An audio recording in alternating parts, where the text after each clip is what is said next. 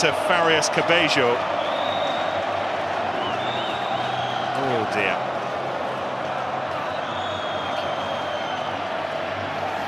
But if any moment typifies the absolute commitment that both sides have put into this evening, Scott. It's been a phenomenal performance from both teams. The physicality of the game, the tackle count, the hard yards from both teams in what has been really atrocious conditions. The rain is absolutely pelted down, and it's going to be one moment of brilliance that has perhaps separated the teams.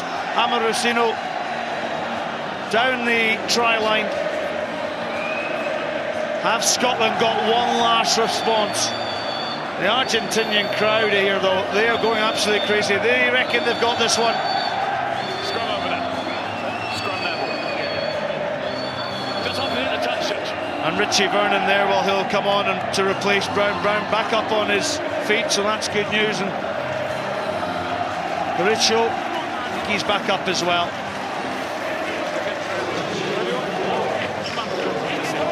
Make sure you don't change your mind.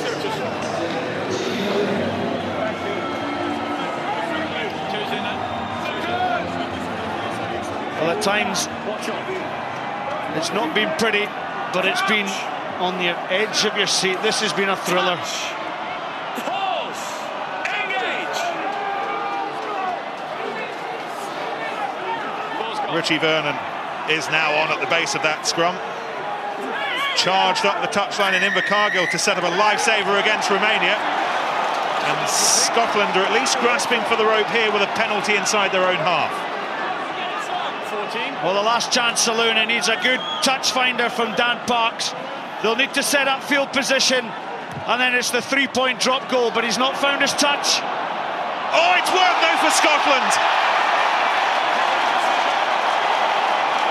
Oh, if he could eat the ball, Amorosino would. At the moment, he remains the South American hero. At the moment.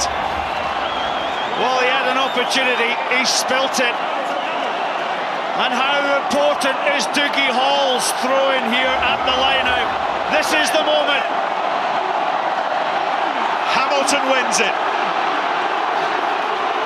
Time for the coolest and sharpest of heads as we bear down on the final 60 seconds.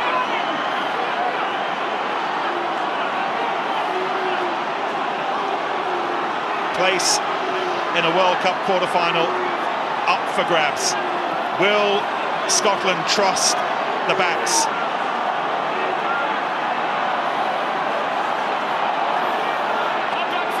This is it. This is the moment. Park's back in the pocket. Not Josh yet. He's pointing for one more go. Scotland have got to be careful. Now it is. Now it's Parks off his left foot.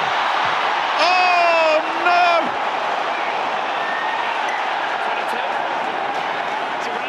Vergajo has the ball. It's an Argentine 22, and Scotland's moment has gone. That's it, gone. I thought that Contepome might have strayed offside. How close was this? Not very. Wasn't it? No, he was claiming for offside, but that's what put him off. Scotland did have a choice. They could have set it better.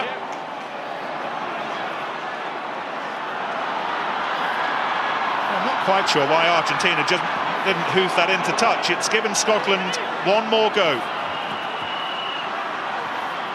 They are to win it. They are to win it now in the grandest of styles and in the most dramatic of circumstances. Or was Park's moment the moment? Can afford no more errors. They get away with that one. It's just been one of the most magnificent games at this World Cup. Whichever way the coin now falls. Tackle made by Agustin Crevi. Santiago Phelan leaning forward, almost as if he was playing again. Evans still going. Blair to Parks, to Patterson, to Lamont. Still deep inside their own territory.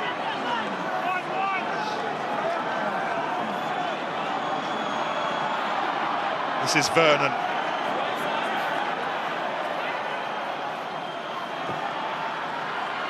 Parks to Strokosz.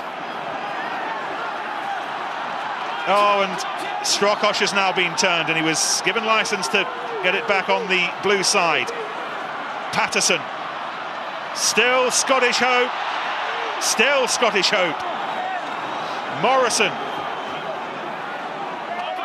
Well, how brave can Scotland be? They've got to work this ball upfield. Here goes Vernon.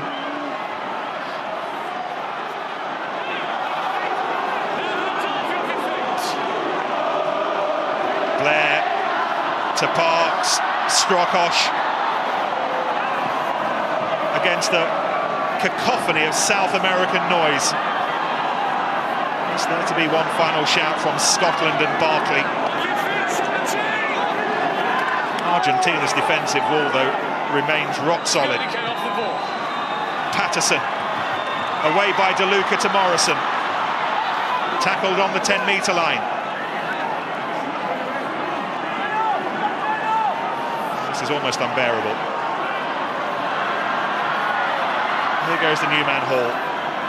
Ball still in. Parks, that missed drop goal will be analysed over and over again in the days that follow.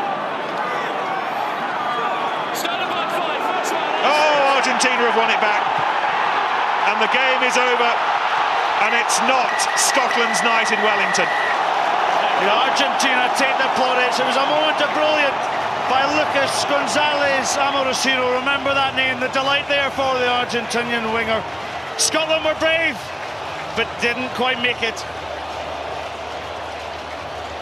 Argentina and Contepomi now go to Palmerston North next weekend to play Georgia. You would expect them to beat Georgia.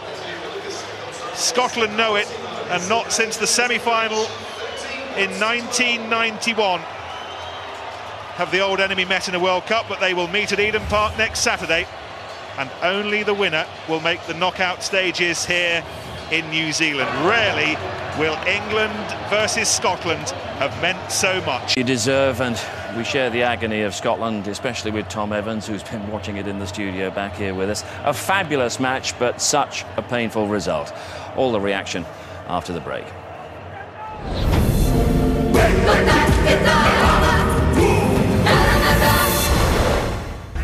We thought it would be decided by muscle and courage, but instead it was a moment of inspiration from Amorosino, which leaves brave Scotland with few crumbs of comfort in the cake tin.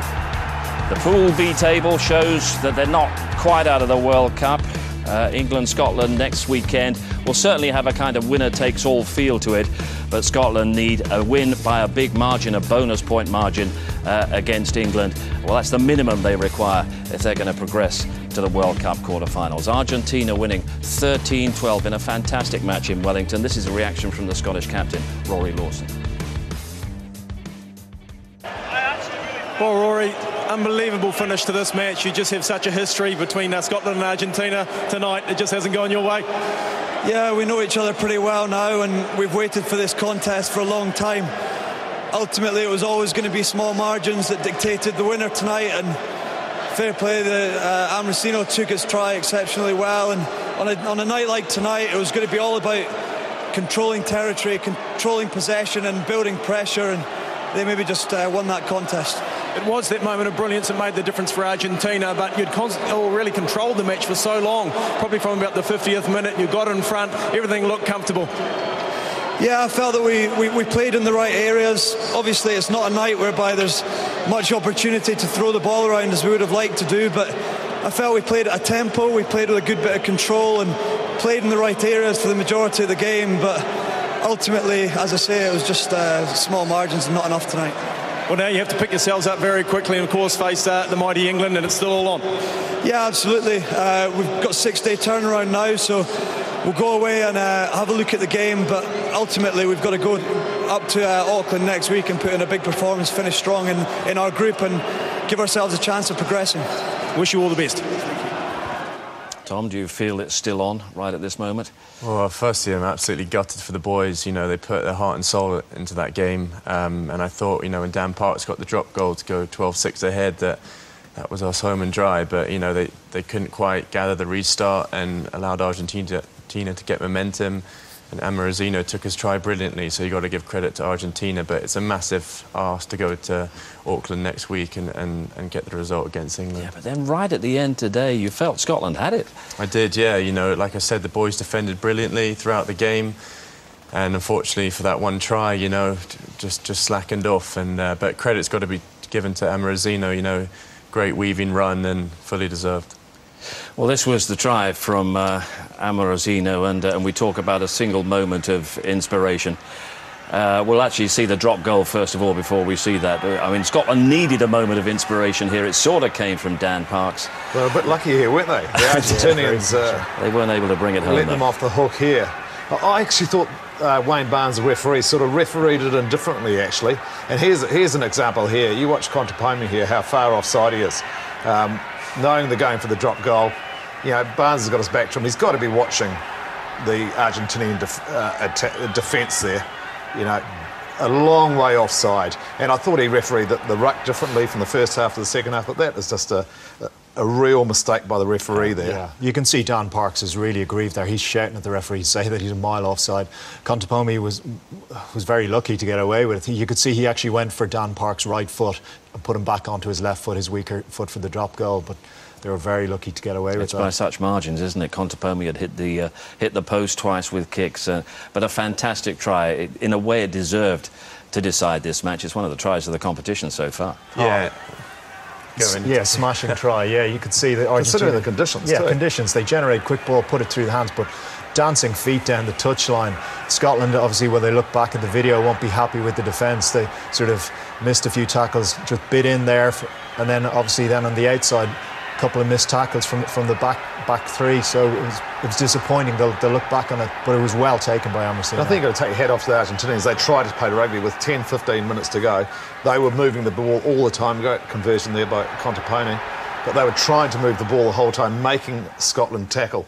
And maybe, in the end, just that pressure and maybe the tiredness and a bit of fatigue actually got to Scotland's defence. Exactly. I mean, you can never count Argentina out. And like I said, going back to when Dan Parks got that drop goal to go 12-6 ahead, I just noticed the guys sort of get you know, a bit more relaxed and start thinking, maybe they thought, all right, this is it now, we'll just, you know, like play it out to the end of the game. But you cannot afford to do that against Argentina, as we've just seen. And Chris Patterson will look back with huge regretted opportunities he had as well. But Rory Jackson, there's a young man who rose to the occasion. Yeah, I thought he had a fantastic game. You know, he really stepped up to the plate. This kick before half-time was, you know, gave the guys a huge amount of confidence going into the second half. And, you know, it was sad to see him taken off because I felt he was really coming into his own. But with the likes of Dan Park, you know, having his kicking ability, which he does, it was the right thing to bring him on. But he was fantastic when he was on the pitch. I thought that was a strange decision to take him off. And also the captain, Lawson. You know, why take Lawson off? He's your captain. And also, who I thought was a tower of strength in the forward battle, Ross Ford. He also got replaced at a crucial time of the game. So some interesting decisions there. Yeah. Well, that possibly had a sway in the final result of the game. Yeah, it was sort of Scotland changing their priorities for the last 10 or 15 minutes of the match. They will look back on this and analyse what in particular. At the breakdown, they struggled. I thought, especially in the first, I thought it was a lost opportunity. I thought Scotland should have won that game. I think, especially in the first half, at the breakdown, they got overshadowed by a more aggressive, physical Argentine forward pack. But they sort of, towards the end of that first half, they started to grow in confidence. Yeah. Maybe the 11-day break they had between games may have had something to do with that. But I thought they really grew in confidence and just, unfortunately, just didn't have that belief. We've seen it, over the last 2 or 3 years, we've seen the Scotland team. They've got the players to do it. They just lose that belief and can't close games out. Poor old Andy Robinson, he must be, must be pulling every bit of hair he's got left out. It's a bit like we saw with Wales against South Africa. It's that one missing ingredient, isn't it? Yeah, it's a bit of composure. They defended so well for the whole game, and as Tom said, I think it was just sort of got a bit relaxed there at that stage when they got 6 points ahead, and they didn't think, like, Argentina really didn't look like scoring a try, bar that bit of brilliance. But yeah, I think they just relaxed, took the foot off the gas, and thought they'd done enough. Argentina now, you would assume they will cruise past Georgia, but they're picking up some injuries, aren't they? Yeah, they are. You know, Roncero, Lobe, they're both injured. So they've got, and Georgia are no pushovers, as we've seen. Even the other, Scotland and Scotland and Argentina have both struggled with them. So.